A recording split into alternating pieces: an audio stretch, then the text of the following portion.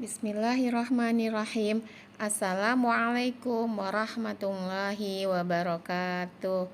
Apa kabarnya hari ini, soleh-solihah? Semoga kalian semua ada dalam lindungan Allah Subhanahu wa Ta'ala. Baiklah teman-teman, pada kesempatan ini Miss Beda akan mengajak kalian belajar bersama-sama pembelajaran 5 dan 6, subtema 1, tema 2. Oke, dalam pembelajaran 5 dan 6, kita akan belajar tentang bahwa setiap dongeng itu mempunyai pesan positif, dan pesan positif dari dongeng dapat kita kaitkan dengan sila-sila yang ada pada Pancasila. Selain itu, kita juga akan belajar tentang matematika, yang matematika mempunyai sifat komutatif atau sifat pertukaran tempat. Dan yang keempat, kita akan belajar tentang menggambar dekoratif. Baiklah teman-teman, kita akan pelajari satu persatu. Teman-teman bisa lihat, bisa buka di halaman 21. Di situ ada cerita, ada dongeng. Teman-teman bisa baca dari awal sampai akhir ya. Judul dongeng itu adalah Desa Pancasila. Dongeng tersebut ada di halaman 21. Kalian bisa baca dari awal sampai akhir. Miss akan simpulkan bahwa pesan yang bisa diambil dari dongeng Desa Pancasila adalah bahwa pentingnya hidup rukun dan damai di antara sesama manusia. Hidup rukun dan damai ini sesuai dengan sila yang ketiga Pancasila, yaitu Persatuan Indonesia. Kita lanjut ke halaman 23. Di situ juga ada sebuah dongeng yang berjudul Sapu Lidi. Miss akan bacakan ya. Kalian simak semua. Sebuah sapu lidi. Seorang ayah memiliki 3 orang anak. Suatu ketika, anak-anaknya bertengkar dan membuat keributan. Anak-anak ini menunjukkan raut muka masam. Sang ayah meminta salah satu dari mereka untuk mengambil sapu lidi. Kemudian meminta anak-anaknya untuk mematahkan sapu lidi tersebut. Masing-masing anak mencoba mematahkan sapu lidi dengan sekuat tenaga.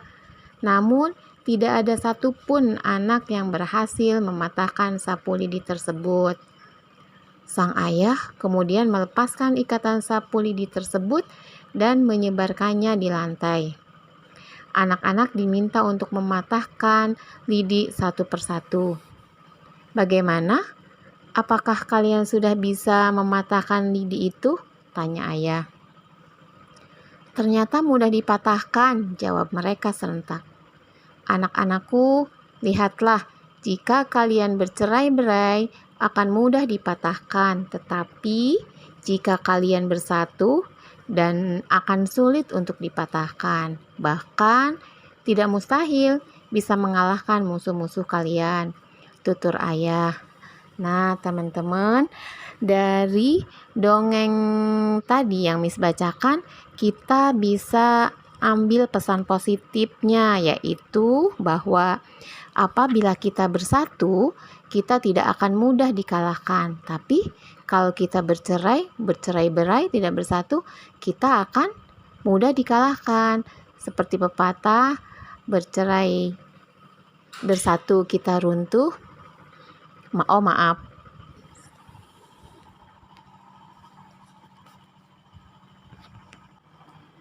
Bersatu kita teguh, bercerai kita runtuh. Itu ya yang bisa kita ambil dari cerita sapu lidi. Ada lagi di halaman 26. Kalian bisa lihat halaman 26. Itu ada dongeng yang berjudul Bunga Mawar yang Baik.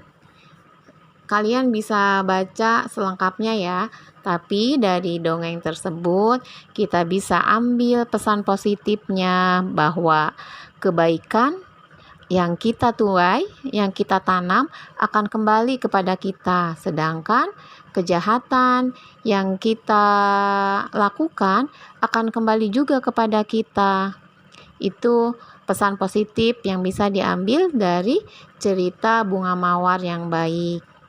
Oke, selain itu kita juga di sini belajar tentang mendoakan orang lain, bahwa mendoakan orang lain adalah perbuatan yang terpuji, yang sesuai dengan sila Pancasila yang pertama, yaitu ketuhanan yang Maha Esa. Baiklah, kita berlanjut ke matematika. Di matematika ini kita akan belajar sifat penjumlahan yang bersifat komutatif. Yang dimaksud dengan sifat penjumlahan sifat komutatif atau pertukaran adalah jika angka yang dijumlahkan di balik urutannya, maka hasil penjumlahannya tetap sama. Contohnya, jika kita menjumlahkan 10 ditambah 5 dan 5 ditambah 10, hasilnya akan sama, yaitu 15. Kita ambil contoh yang lain. Contohnya 30 ditambah 15 sama dengan 15 ditambah 30.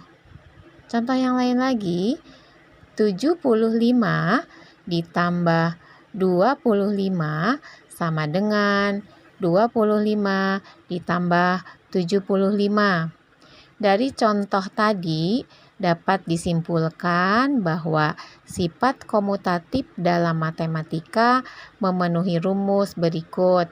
A ditambah B sama dengan B ditambah A. A dan B adalah bilangan bulat. Baiklah, semoga apa yang Miss sampaikan bisa dipahami ya teman-teman.